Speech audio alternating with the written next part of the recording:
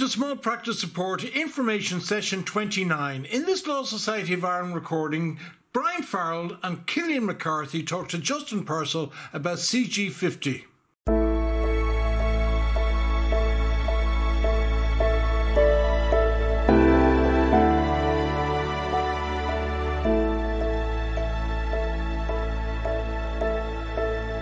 Very welcome to Small Practice Information 29. We're joined by Brian Farrell and Cillian McCarthy from the Revenue Commissioners, who are going to give us an outline of the new capital gains tax e-system that they have developed. So wishing you all a very happy new year. So I'd like to hand you over to Brian, who's now going to talk us through this new system. But I suppose before that, I'll just say that if anyone wants to ask us a question, if you could throw it up on the chat to us, we'll deal with it at a time. So if you have any questions, feedback, thoughts around the presentation, obviously contain them to the capital gains tax. But I'll just introduce you to Brian. Brian and Cillian are owners of various business processes and business taxes in the revenue and handling, and this is one of them. So they handle a lot of the business process taxes and processing. So over to you, Brian. You're very welcome. Thank you, Justin. So yes, I first of all, I think a big happy new year to you all in the Law Society, and many thanks to Justin and Rachel for organising this webinar. We're delighted with the opportunity to speak about the new eCG50 system. And in particular, I suppose, an opportunity to obtain feedback on what you think of it. I guess the point that I want to make is that the development of the eCG50 system is not over. It's not a static process. So listening to what you think about it is important to us, so we can prioritize where the system can go. So let's begin with our presentation. Now, I want to talk firstly about the paper CG50 process that has existed.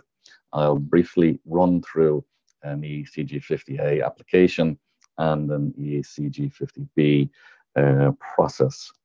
On the screen there is various links to all of the information that you could possibly need on CG50.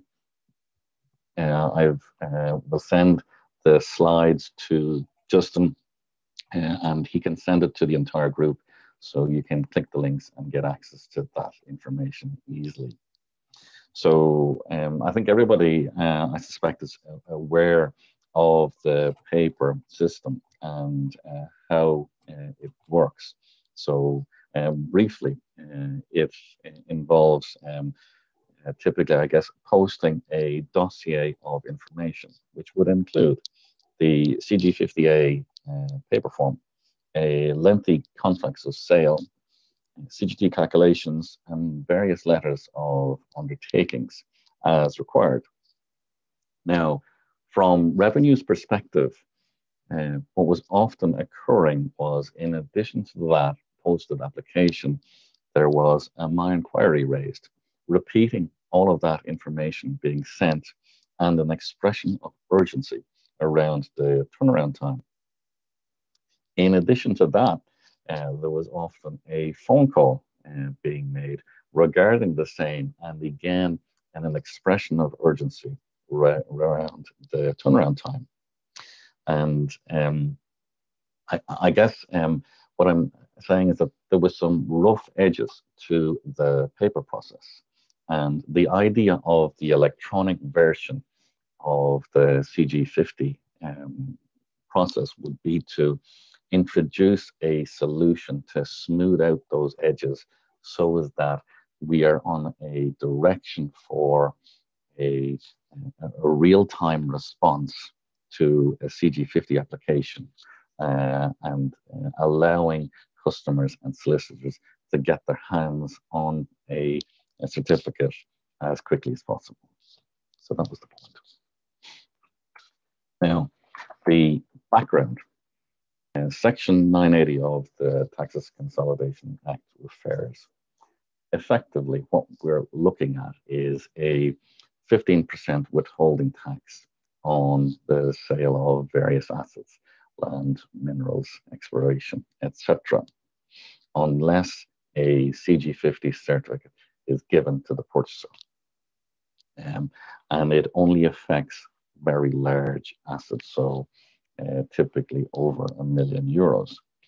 Now, you could say that the purpose of the legislation is to provide sight for revenue on who is making transactions on large assets in the state, in particular non-residents.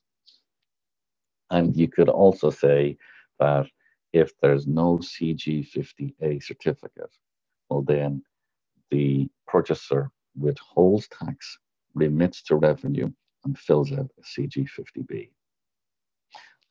That is, I guess, 980 in a very quick summary. Now, from the vendor's point of view, what's in their head is, I really do not want any of my consideration to be withheld and sent to revenue. I want the full amount. Thank you very much. So I'm going to want to get a CG50A to present to the purchaser.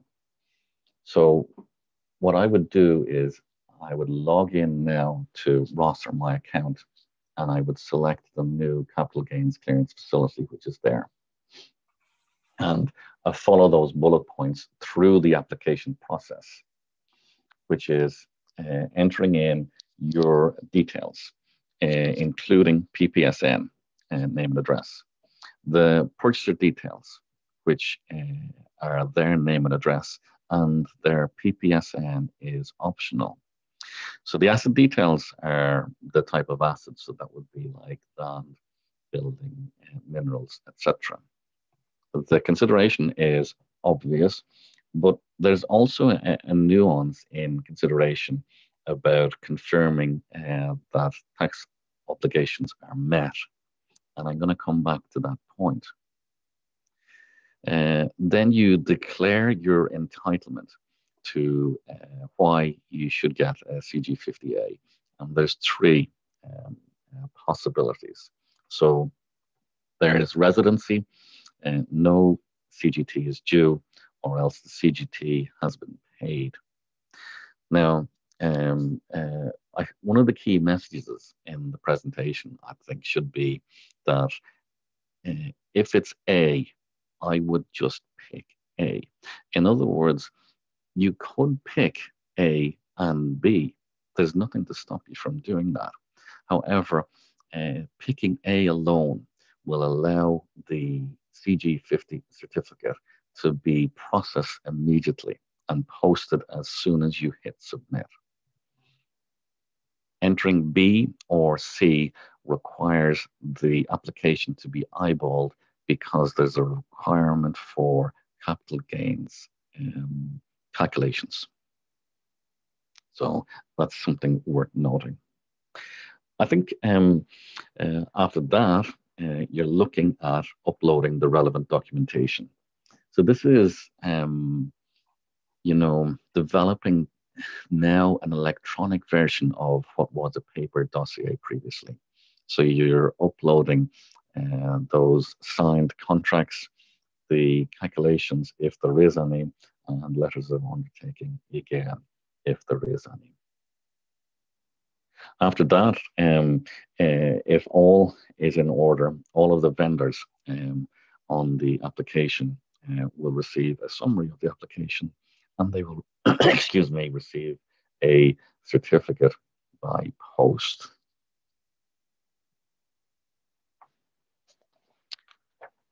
So this is the opposite side from the purchaser's point of view. The question that should be in the purchaser's mind is, have I been given a CG50A certificate? And if the answer is yes, well then I pay the vendor the full consideration, and I have then met all of my obligations under Section 980? If the answer is no, well then I withhold 15% of the consideration and remit it to revenue instead, and then I fill out a CG50B form. And I can do this now electronically, logging into Ross or my account. Again, you can see this mirrors the CG50A process. You enter in your details, which include the PPSN. Then you enter in the vendor details of their name and address, and their PPSN is optional this time. You enter the asset details, again as before, land, buildings, minerals, etc. Then you enter the consideration and you pay 15%.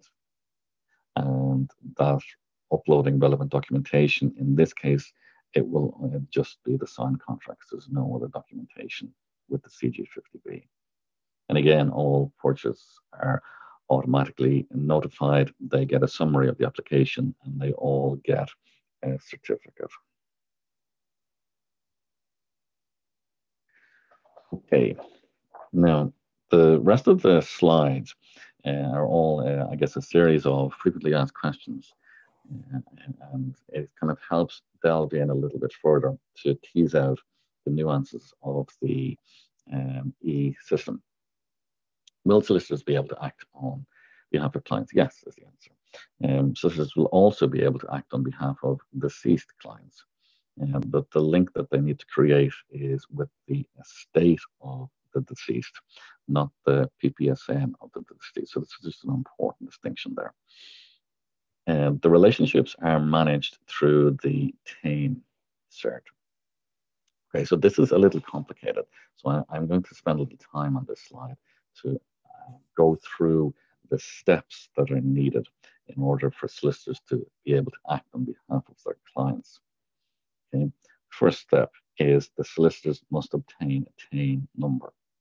Okay, you get your TAIN number by sending in a TAIN application form to the TAIN registrations office.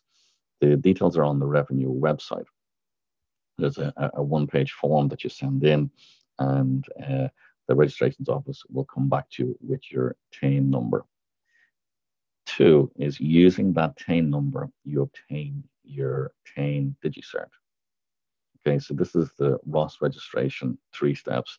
And from memory, I think it's about 4 or 5 days to go through those 3 steps. So that those 2 initial steps, getting the TAIN number and getting the TAIN DigiCerts, they're a one-off. Once you do them, if you like, for life. They're permanent and they're with you, and you'll be using them in all of your interactions then with revenue as you act on behalf of your clients. Step 3 is the solicitor must arrange that the clients sign a solicitor link notification form. So this is in effect a letter where I would say, yes, I would like this solicitor to act on my behalf. It's a kind of a one-page letter or one-line letter. And step 4 is the solicitor uploads that and links themselves to me using that letter. Okay, so step 3 and 4, the solicitors must repeat this for each of the clients that they wish to be able to act on behalf of. Now, it's probably not easy to sort of picture these. What I might do is drop a little note into the chat box just to make it a lot clearer, or I may even drop just a more lengthy email to go through this. There are possible additional steps as well, so I'm going to mention them now. 1 is there may be a requirement to create a new revenue record. Okay, you could be acting on behalf of non-residents that have never registered ever in the state or with revenue, and in order to be able to connect or link to them within revenue systems, they have to have a revenue record. So there may be a requirement to create that. And two, there may be a requirement to register your client for CGT. Okay, in order to be able to see the capital gains clearance facility, those clients must be registered for CGT. So not all of your clients will be, so that's a possibility as well. Brian, does that just apply to non-residents? No, it applies to all. So if I'm a resident in the state, and if I don't have a CGT registration, if I go into my roster, my account, I will not see that facility. So if I want to fill out a CG50 application, I will first have to register for CGT, and I can do that using eReg. Okay.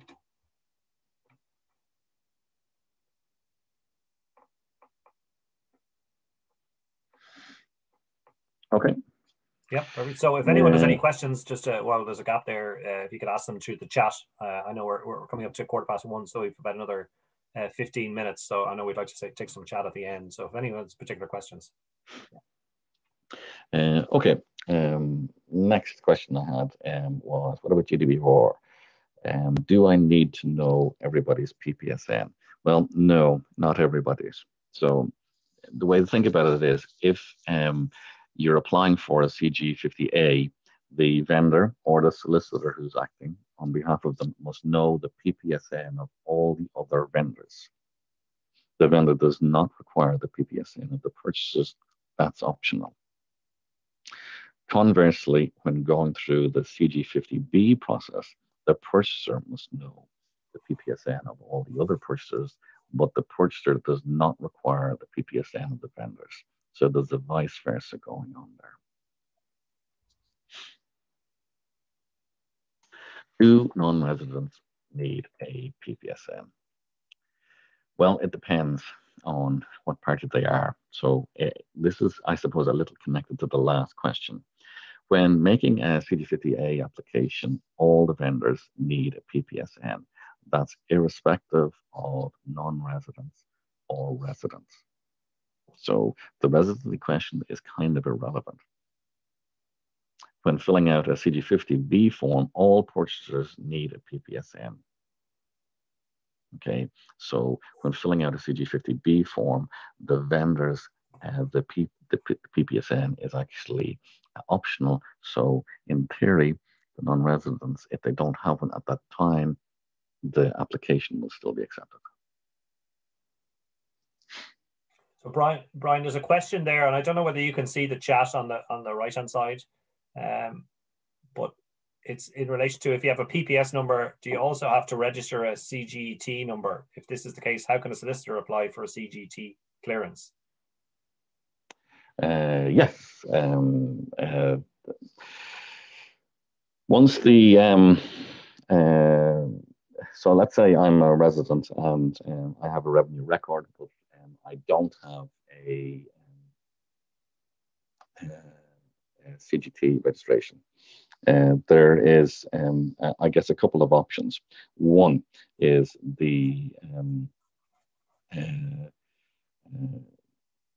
individual could send in a tier 1 and register themselves for CGT.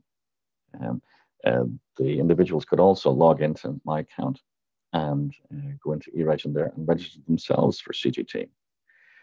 There is also an option if the solicitor is linked to the individual. They can, on behalf of their client, register them for CGT. So I hope. Yeah. There's a second question then regarding the e-registration in the TAIN services. Under what tax head do we link under? Is it capital gains tax? There doesn't appear to be an option to just link for the purposes of CG50 tax clearance. Yes, it's capital gains tax is the answer. Correct. Okay. Thank you. That was one of two, but we only seem to have got one. So yeah, sorry to interrupt you there, Brian. Not at all. Yeah. No, that's great. I'm delighted with the questions. Yeah, keep them coming. Yeah. Oh, it affects my opinion on it and on what I should be doing. Okay. Does everybody need an online presence? Well, we're starting to get more interesting now. In most cases, they do. Okay, so in order to access the CG50 application, of course, you have to have access to Ross or my account.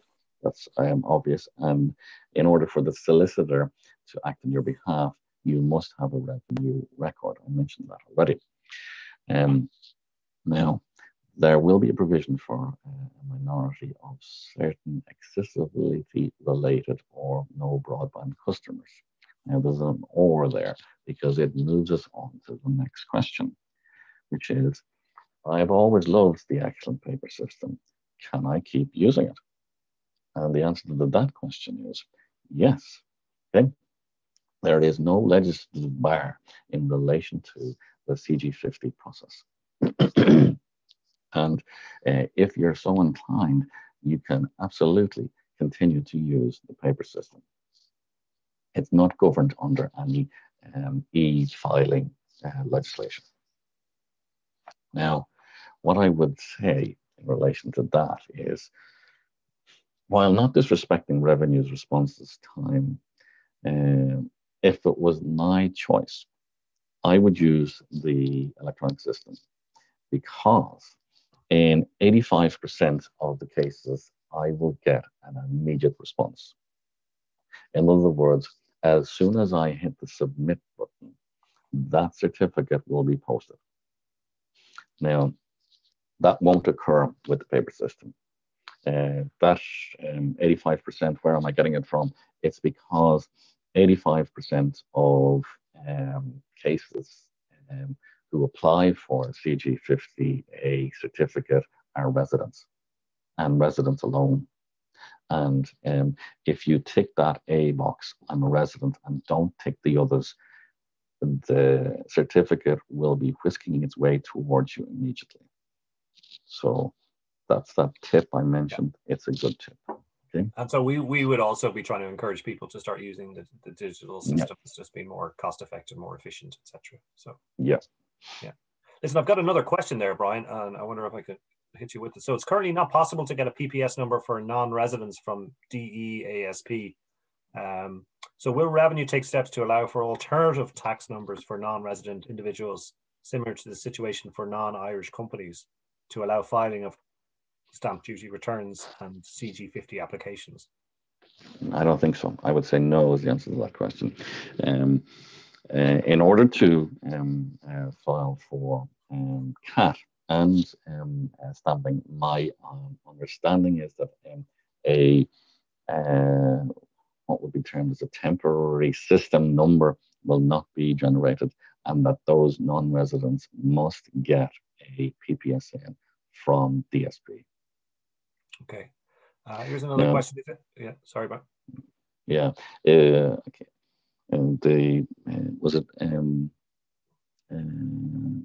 who was it? Was it John? Was it Dave? I'm not sure. I'm looking at who was asking the question. Oh, certainly, Mark was asking the question. Mark, if there's certainly an issue with DSP, I'm very comfortable contacting them and saying, what's the issue with creating? In fact, I'm probably going to do it on the back of that question. I'm going to contact DSP and ensure that there's no issues in creating PPS numbers for non-residents. There shouldn't be. Okay. Here's another. There's two more here, Brian. We might as well take them out while we're at them. If a solicitor is acting for a resident client who's not registered for CGT, it is noted that the client must register for CGT. This is not required for the paper applications. Is there some workaround for where there might be a number of vendors? Seems like two questions there, but yeah. Okay, John. When the individual applies by paper, they get themselves registered. Believe it or not. Now, the old paper system, which was, if you like, a Microsoft database, is not being used anymore. And as a result, when a paper application comes in, the individuals on it, if they're not already, they get registered for capital gains tax. Okay, they get registered and ceased on the same day, and that allows them access to the capital gains facilities, including the capital gains clearance facility, the eCG50. Now, you're talking about multiple vendors as well, is it?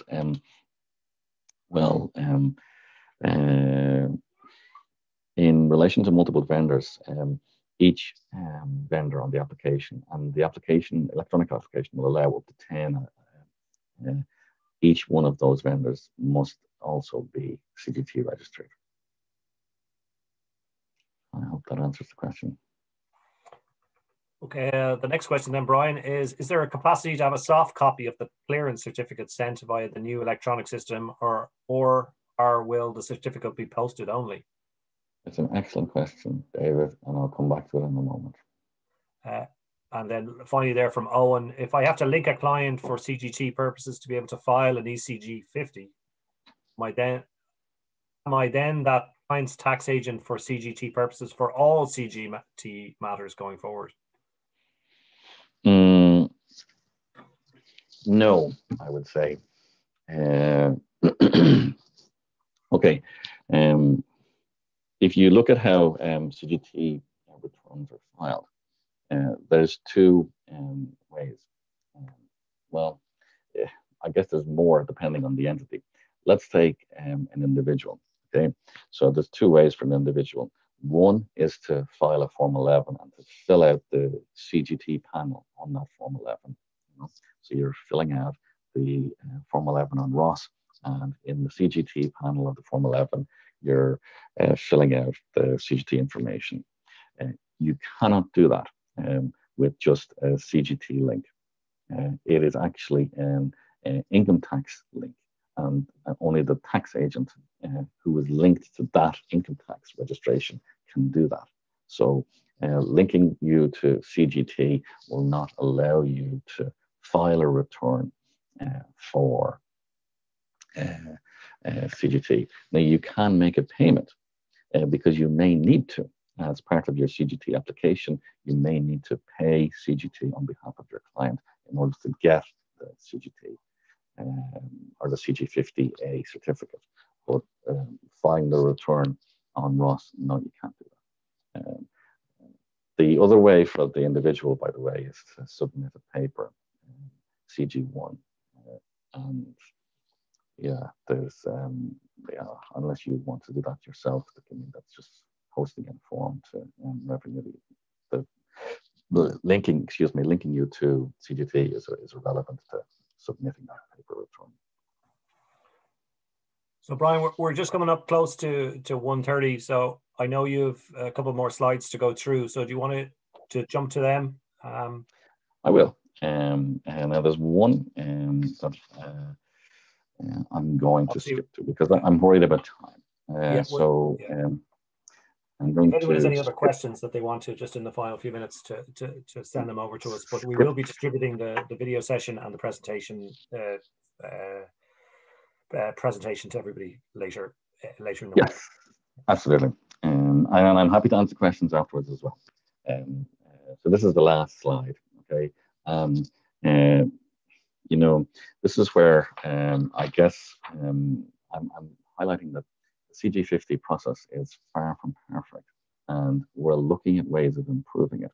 And this relates to that question asked. The one that we are most anxious to deliver is to drop the certs into the Ross My Inquiry inbox of the customer. Now, as the TAIN certificate connected to that individual, you will also receive that PDF. In other words, you'll get a soft copy. So this will transform the process so as that if they're a resident, as soon as you hit that submit button, within seconds, you will receive a PDF copy of the certificate. And there's no waiting for it to come out in the post to the vendor and then asking them for a copy and looking at it going, oh, okay, there's something wrong, we better do image going to change that. And you will be able to make your CG50 application, and you will receive an immediate response in the form of a soft copy.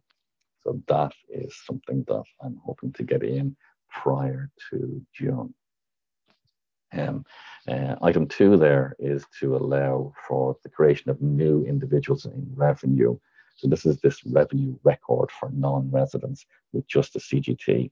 At the moment, you can create new residents, but you can only create them for PAYE or IT, and that's not enough. Certainly not enough for you guys who are dealing with, let's say, non-residents with no other tax liabilities other than this potential CGT. Item 3, I'm going to skip. Item 4 is allowing the CG50 to be visible to all. So this will dispense with the requirement for a CGT registration in order to see the application. You'll be able to see it. I mean, when you click it, it will detect if you're not registered for CGT, and then it'll say, okay, well, come on over to eReg, and then you can register yourself for CGT, and then come back in the morning, because it takes an overnight to register for a tax, and then you can go through your process again. I think I'm going to leave it at that, because you can just read the rest, and maybe I'll give over the rest of the time. If there's any questions, I'd be happy to deal with them. If there's any other questions, people could send them through on the chat. And then, Brian, are you happy for your email to be given out there? Oh, very. I put it on, absolutely, yeah. So if anybody has any specific questions, I think they can contact you directly. Would that be fair to say, without opening up a floodgate? No, I've no issues with that. If somebody wants to highlight a question or a criticism, both gratefully received. Very good. Listen, Brian, you're very good, and we're delighted to have you today, and Killian, and it's been very informative, nice and plain and simple, and I think there's a lot for everyone to think through there. Next week, we're talking about Law Society finances. So we'll send out the presentation from today with the recording. And again, thanks to Brian and to Rachel Hessian, who helped organise this event, and to Killian and the rest of the team there. So we'll bid you adieu. Slán agus gur mágat, and we'll see you next week, hopefully. Thank you very much, Brian, once again. Many thanks, folks. Take it easy. Good luck. Bye.